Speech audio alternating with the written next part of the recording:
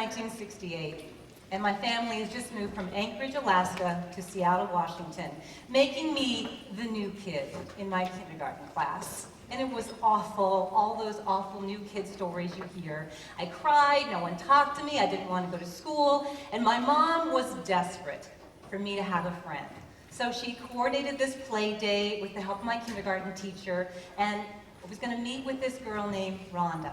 So Friday came, my mom and I head to Rhonda's house, the moms have coffee and chat, Rhonda and I are playing, it's going well, and I am so relieved to have made my new best friend.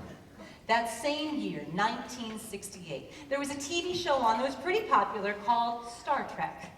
And my brother, who's 6 years older than I, we would play together, but his way. That meant he got all of the characters, and I got the one he deemed I was qualified to play, the girl.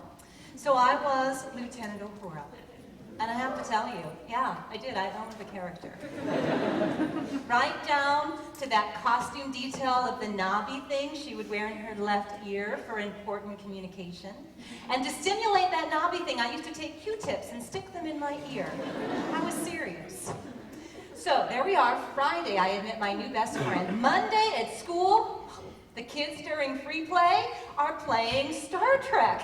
And I am thinking, this is it, I am in. Newfound confidence, new best friend, no Q-tips. So I look around, I grab the first thing I can find, and I take that block and shove it in my left ear. I step in the circle of those kids, and I ask, can I play Lieutenant Uhura? And just then, the whole crew of the Starship Enterprise turns and laughs. I was humiliated, embarrassed, but more than that, it was the first time that I ever experienced betrayal, because one of the kids laughing at me was Rhonda, and I thought she was my friend. And maybe you remember feeling that when you were a kid or even as an adult, making the wrong call on somebody, assuming they were a friend and then being disappointed. Our childhood friendships are profoundly important to our development. They teach us how to navigate these pains, how to practice our social and communication skills, and they are the training ground for our future romantic relationships. Today, I'm a clinical counselor, and I have spent the last 10 years of my career talking to girls specifically about their friendships. And let me tell you, they've got a lot to say. Their friendships are super complicated. They are loving and supportive and confusing all at once. And while we know it's perfectly normal during adolescence to have fluctuating self-esteem and fluctuating moods, we also know that when girls have conflict in their relationships, it can be a trigger for more serious mental illnesses like depression, anxiety, eating disorders, and even self-harm. And there are a couple of reasons for this, both social and biological. Let's talk about social.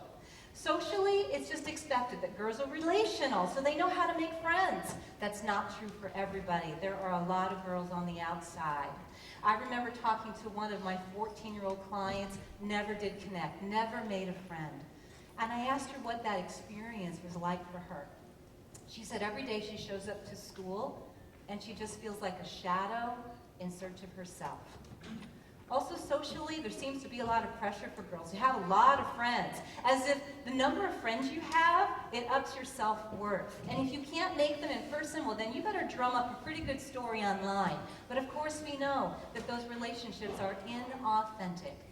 Biologically, girls have higher levels of a hormone called oxytocin. This is nicknamed the love and trust hormone. So, when girls are talking and connecting and socializing and texting, they are downloading oxytocin and dopamine into their brain. That's a happy brain. But when those relationships are in conflict, those levels drop. At puberty, another hormone just surges through a girl's brain. It's called progesterone. One of the main effects of progesterone, it just makes everything more intense. So before puberty, that girl's kind of motoring on in life, things are good, pretty easy, black and white, got it. Boom, progesterone hits. She's got Technicolor, HD, 3D, nose on the screen of life, it's intense. And intense emotions are the thing that anchor our long-term memories. So, when a girl is hurt, when she's been betrayed, she remembers every detail. Rhonda. Just wait for this day. And she hurts just as much the 50th time she tells that story as when it first happened. So the other thing that I realized in talking to girls about their friendships is they seem to have a limited vocabulary to describe them. So they'll talk about friends or best friends or maybe someone's part of their crew, but they are missing a word that describes the majority of the relationships that we have. That word is acquaintance. And words matter because they set up our expectations of behavior. And when girls have best friend expectations for acquaintances, the bigger that gap, the harder they fall. And if they don't get this right in friendship, they will make the same mistake in romantic relationships, confusing love with someone who's just supposed to be an acquaintance. So I developed something that I call the Friendship Bullseye. It's a visual aid to help girls engage in conversations about 4 levels of relationships, asking them what is the difference between a stranger and an acquaintance and a friend and a best friend? What are their expectations? And the natural and healthy progression of these relationships. So if you ask a girl, what makes a best friend? They'll say, well, someone who keeps my secrets. Linguist Deborah Tannen has a word for this. It's called matching. And it's this unspoken code in female language on how girls build these relationships. So it goes like this. If I tell you my favorite color, you're just supposed to know to share your favorite color. And I tell you who I like, you tell me who you like. I share a secret, you better come up with a secret. This is so ingrained in female communication culture that right now from this stage, if I say, man, I'm feeling a little warm, there is a woman somewhere in the audience right now compelled to say, me too. Even if you're not. Because you know not to leave me hanging.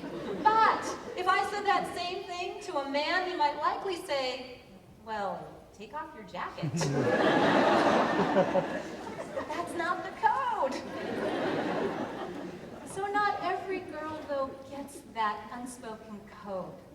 She doesn't get it. It keeps her on the outs of relationships, or she shares the wrong secrets with the wrong person and ends up getting hurt.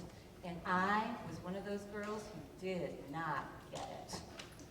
Now, you will be happy to know that I picked myself up after my Star Trek debacle, and I've continued on with my acting and costume designing talents. I think it's pretty darn clear here, with my paper plate pad and baton, that I'm Dolly Levine from Hello, Dolly.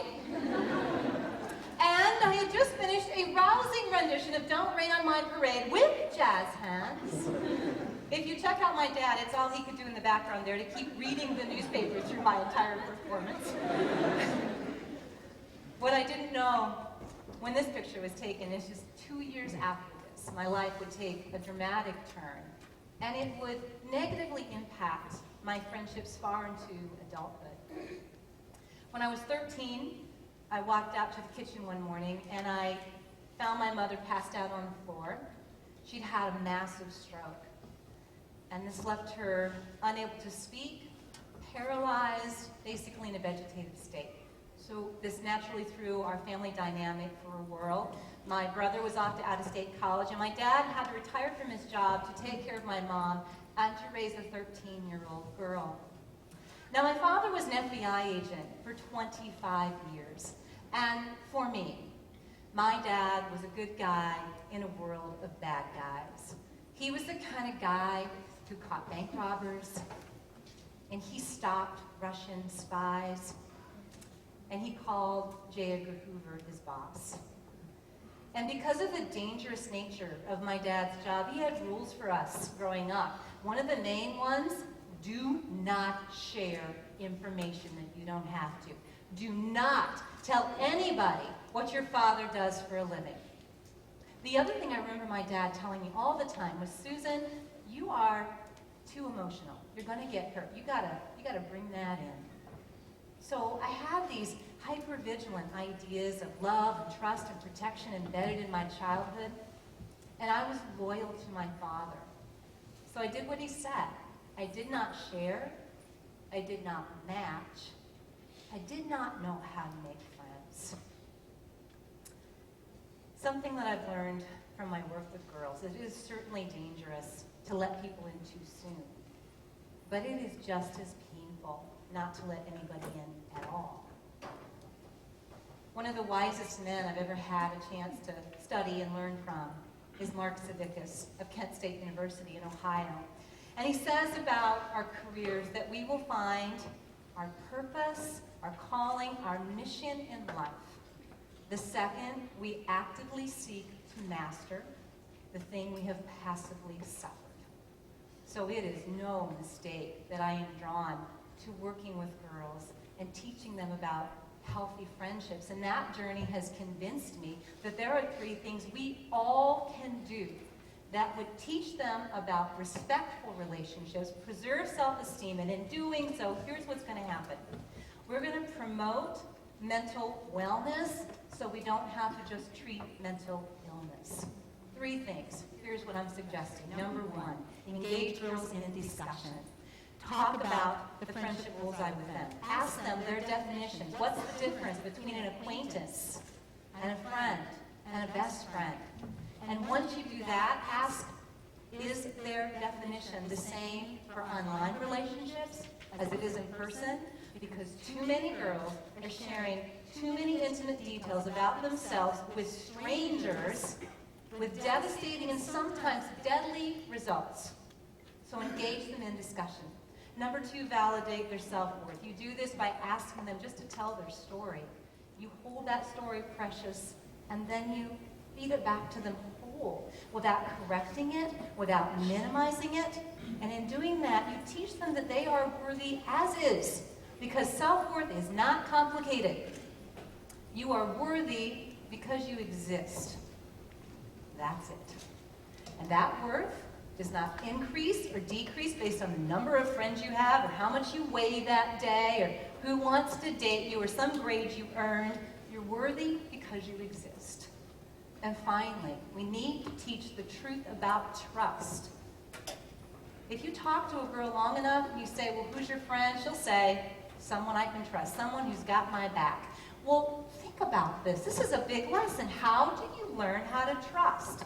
Here's how you don't do it. You don't go out into the world and just wait until you get burned, and then you know, well, I can't trust that person. And then you do it again and again and again and again until you've eroded your self-esteem. Trust is not about figuring out who you can trust.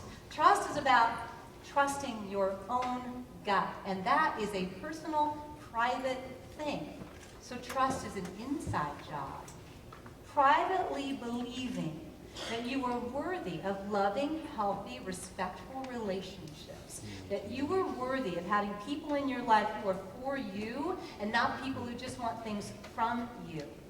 And this message will take some girls a long time to believe, but when they do, then they go out into the world and people accept this core message. Well, that's someone you can start to build a trusting relationship with. But if someone rejects this message, now girls no longer have to fall into depression, get hurt, be offended, start some social media fight, or morph herself into something that she shouldn't be just to please, because we will have taught her, hey, that person's just an acquaintance. And so she has acquaintance expectations. Here's the deal. You all know a girl, don't you? You know a girl. You're a mother, a father, a brother, a sister. You're a friend, a teacher, a coach. You know a girl. And if you will do these 3 things, engage, validate, teach the truth about trust, we will all be raising a generation of girls who know how to choose healthy, loving relationships. And these skills will last a lifetime.